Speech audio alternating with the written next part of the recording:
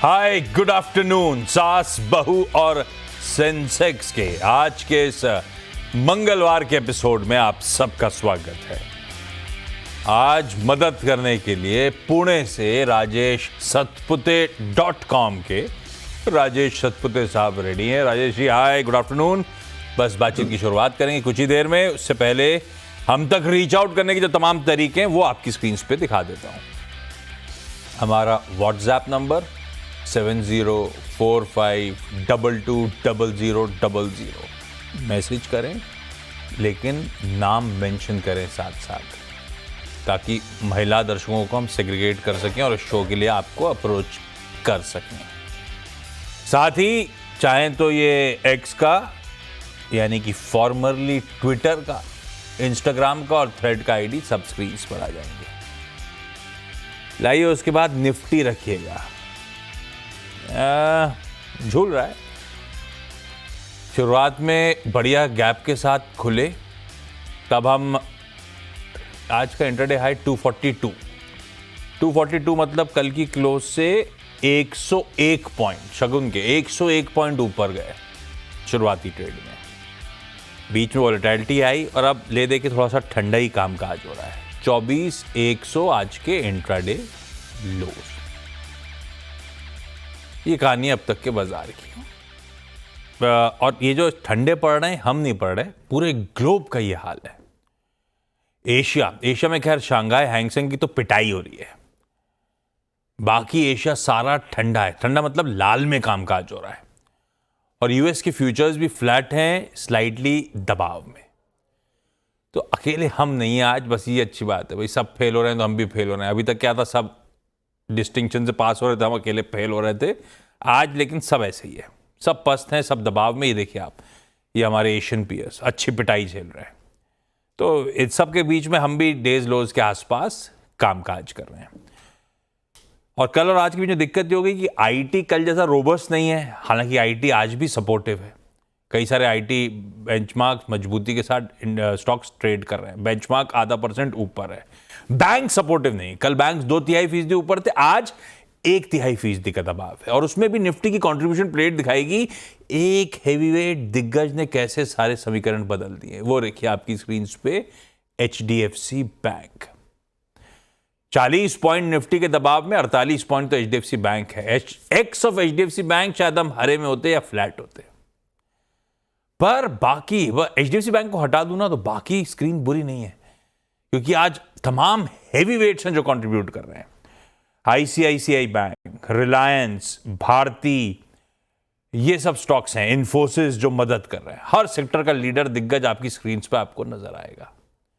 तो ठीक था, स्क्रीन ठीक थी। थोड़ा सा एचडीएफसी बैंक का प्रेशर थोड़ा सा ज्यादा हो गया है। बाकी ग्लोब ठंडा है तो हम भी ठंडे हैं। सतपुते साहब बताएंगे माहौल कितना गर्म है। सतपुते साहब, क्या अप्रोच है निफ्टी पे भाई?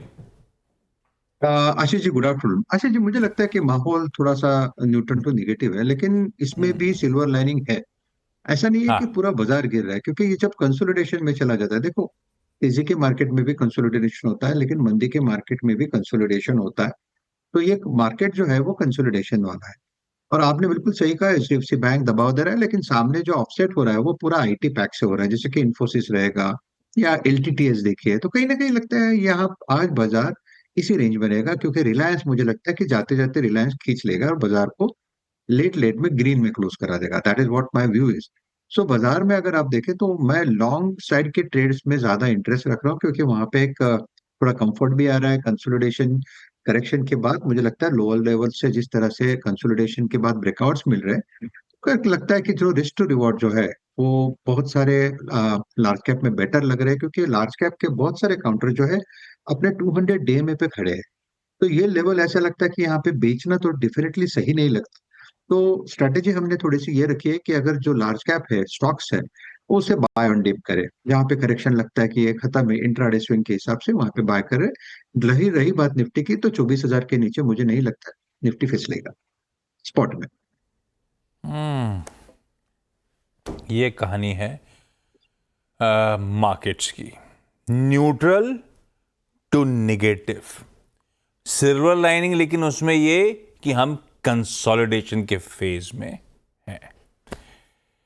ठीक है, थोड़ा सा ब्रॉडर मार्केट का मामला गड़बड़ा रहा है एडवांसेस के फेवर से। अब हम ऑलमोस्ट 1 for 1 पे हैं, स्लाइटली डिक्लाइंस के फेवर में, वो दिख भी रहा है लकीरों से। तो ऐसे में सेकेंड हाफ ये ज़्यादा मामला गड़बड़ाए ना, फिंगर्स क्रॉस्ड उसके लिए। सवाल जवाब के सिलसिले की शुरुआत दिल्ली, लखनऊ और लखनऊ जाना है, तो एक काम करें फिर दो लखनऊ है तो लखनऊ से शुरुआत करी जाए। रुचि अग्रवाल जी स्क्रीन पे आएंगी। रुचि जी गुड आफ्टरनून। रुचि मैम क्या करते हो लखनऊ में आप? सोशल वर्कर हूँ। अरे वाह। और रुचि मैम कब से स्टॉक मार्केट से जुड़े हो? 1 साल से पूरी तरीके से हूँ, हस्बैंड तो काफ़ी टाइम से हैं। और अभी 1 साल से आप खुद ही अपना डिसाइड करते हो, समय मिलता है तो खुद ही कुछ पढ़ाई लिखाई कर रहे हो या हस्बैंड हेल्प कर रहे हैं? नहीं, थोड़ा सा आप ही लोग को देखती रहती हूँ। तो आप तो सोशल वर्क में बिजी रहते हो, हमें कैसे देखते हो? नहीं, टाइम मिल जाता है। ओके। रुचि मैम पहला सवाल कौन सा सतपुते साहब के लिए? सर BDL लिया था मैंने 1448 में, एवरेज करते करते 100 शेयर हो गए। अब मैं क्या करूँ? लॉन्ग टर्म के लिए है लेकिन मेरे पास है। 1648 में लिया हुआ है, 100 शेयर हो गए हैं एवरेज करते करते, 600 रुपये पर शेयर का लॉस। अब सवाल, आप BDL है तो अच्छी कंपनी, वैल्यूएशंस महंगे हो गए थे, अपन ने गलत समय पकड़ लिया, ये बात अलग है। खैर बहुत लोग ऑफ गार्ड पकड़े गए इसमें, सब फंसे।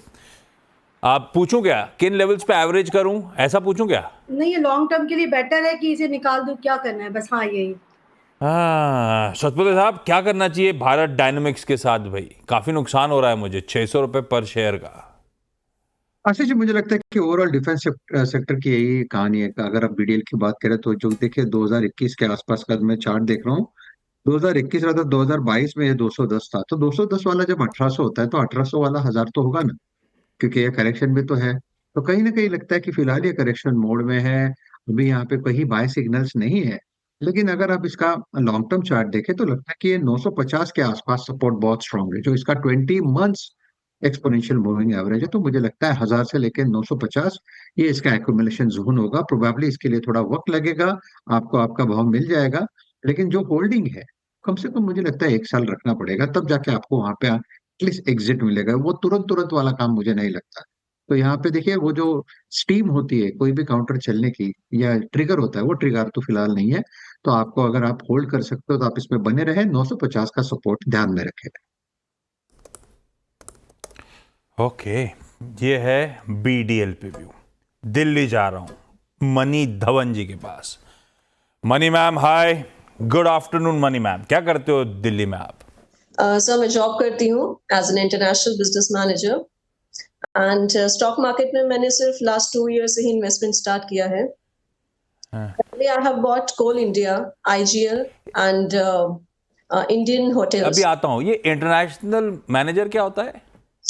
सर ये एक्सपोर्ट मार्केट में है। आप इंडिया से एक्सपोर्ट करते हैं मटेरियल, जो भी इंग्रेडिएंट्स रिक्वायर्ड होते हैं मैन्युफैक्चरिंग में, तो बाहर कंट्रीज में आप इसको एक्सपोर्ट करते हैं।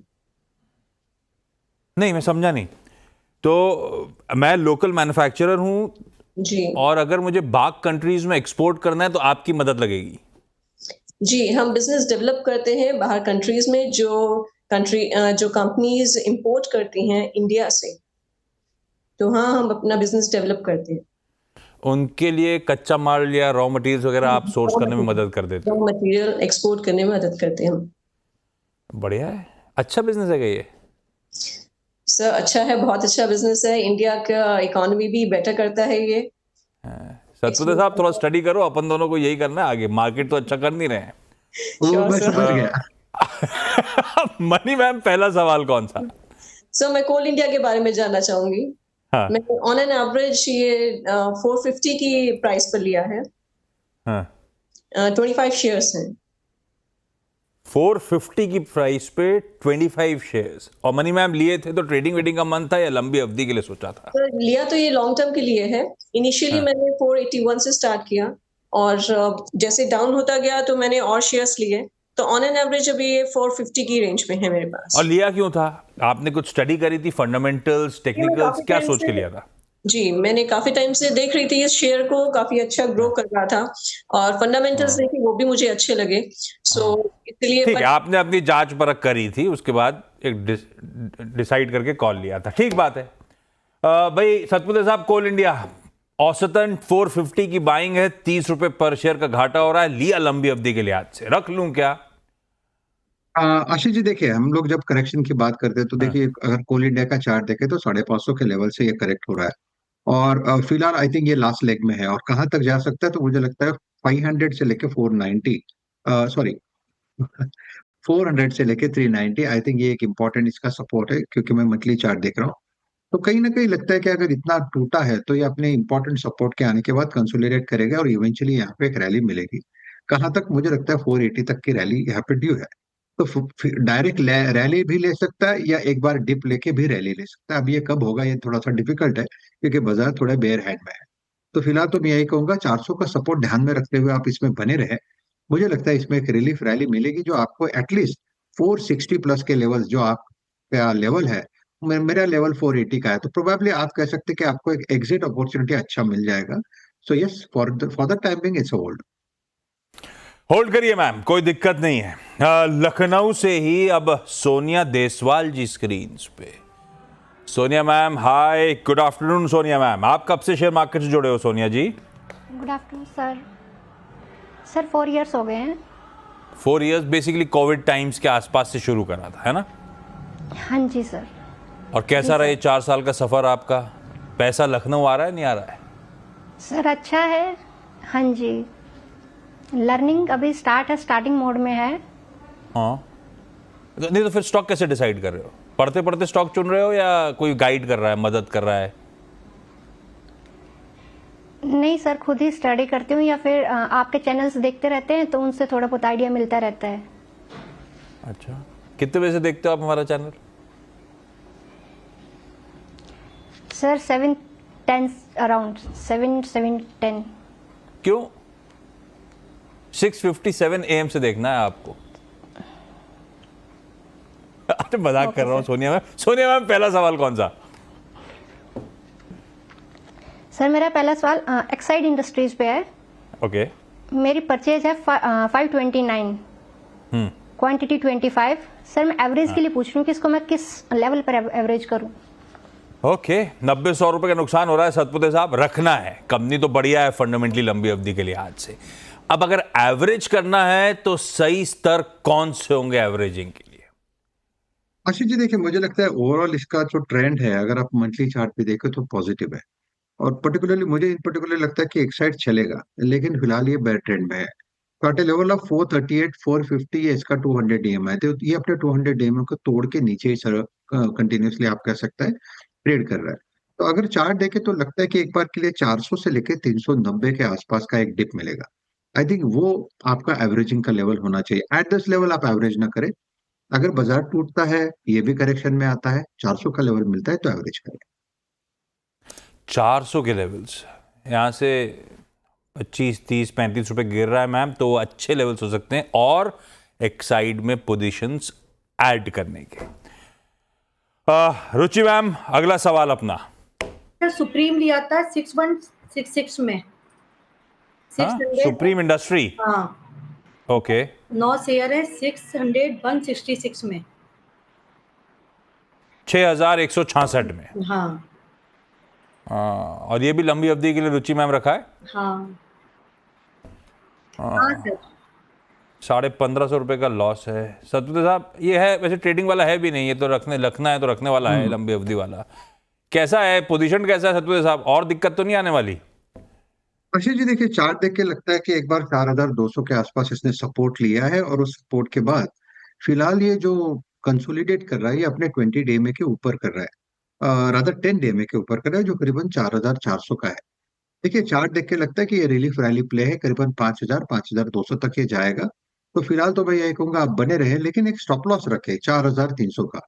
तो 4300 के स्टॉप लॉस के साथ बने रहे।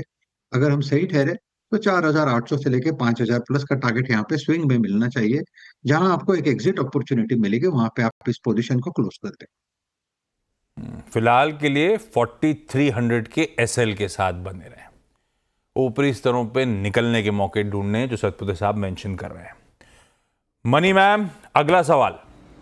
सर मैं इंडियन होटल्स के बारे में जानना चाहूंगी। हाँ, ये मैंने 730 की रेट पे लिया है,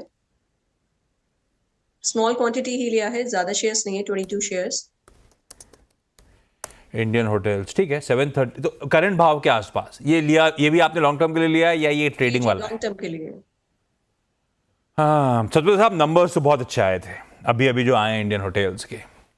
चार्ट्स का प्लेसमेंट लंबी अवधि के लिए ये स्तर रखने के लिए सही है या नहीं? अच्छा जी, ये मोमेंटम वाला काउंटर है फिलहाल। अगर at this level when you are trading at all time high, obviously आपका ये इन्वेस्टमेंट वाला कम और मोमेंटम वाला जो होता है, जनरली न्यूज पे मोमेंट आप कह सकते हैं सेंटिमेंट पे ज्यादा चलता है। और अगर आपने देखा तो आपका जो एंट्री है तो ऑलमोस्ट ऑल टाइम हाई के आसपास है। तो मैं ये डेफिनेटली कहूंगा कि this is not a level to go positional long. अगर आपको पोजिशनल लॉन्ग करना है तो आपको 650 680 इस रेंज में अगर ये करेक्ट होता है तो लेना है। एट दिस लेवल ये एक मोमेंटम प्ले होगा जिसका स्टॉप लॉस, एक स्ट्रिक्ट स्टॉप लॉस होगा 710 का।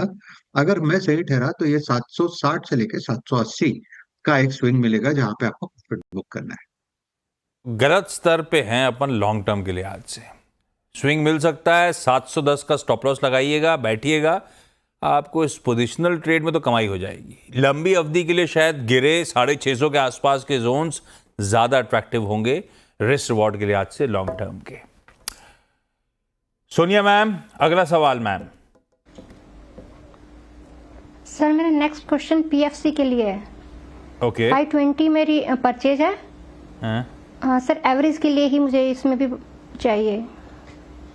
ये अच्छा है सतपुते साहब, आपने नोटिस करा हम रिटेल लेवल पे डरे एवरेज नहीं करूं? हैं, हम सब स्टॉक के साथ स्टिक कर रहे हैं, बल्कि हम और पैसा झोंकने को तैयार हैं। और ये जनरल फीलिंग है। इवन एसआईपीज भी सतपुते साहब अक्टूबर के जो आए, कोई नहीं रुका, कोई नहीं थका, बल्कि एसआईपी के फ्लोज और बढ़ गए। ये है इंडियन रिटेल। आप बताइए पीएफसी सतपुते साहब, एवरेज किस लेवल पे करना है भाई? आई थिंक 460 450, आई थिंक ये रेंज सही होगी क्योंकि यहाँ पे 200 डीएमएज आते हैं, 10 20 50 डीएमएज आते हैं। तो ये जो आपको एवरेज करना है तो 450 के ऊपर करे।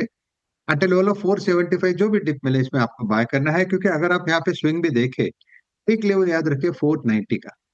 अगर ये 490 का लेवल सरपास करता है कैश में तो यहाँ पे एक ब्रेकआउट मिलेगा, 540 550 का टारगेट अनफोल्ड होगा। तो एवरेज करना है तो डिप का इस्तेमाल करें, और ब्रेकआउट के बाद आपका स्टॉप लॉस जो है वो आप 470 पे रखें और इस पोजीशन को रन करें for the next target of 540 550। Done है जी। इस नोट पर रुचि मैम, मनी जी, सोनिया जी, आप सबका धन्यवाद भाई जुड़ने के लिए, सीएनबीसी आवाज के इस प्लेटफॉर्म पे अपनी क्वेरीज रेज करने के लिए। मनी मैम, आप परमिशन दो तो सतपुते साहब आपसे कांटेक्ट करेंगे और इंटरनेशनल बिजनेस आपसे सीख लेंगे। सतपुते साहब आप देख लें।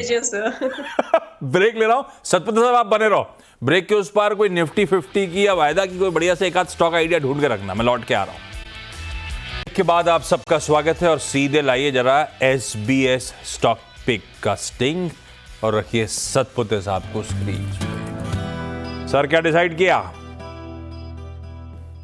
चीज देखिए, मार्केट थोड़ा चॉपी है, लेकिन जो चार्ट सजेस्ट कर रहा है I think IT will be a safer bet. अगर आप आईटी में से एक चुनना है देन डेफिनेटली इन्फोसिस रहेगा वो लीडर, क्योंकि अगर बाजार की मंदी एब्सॉर्ब करना है तो कोई स्ट्रांग हैंड होना चाहिए।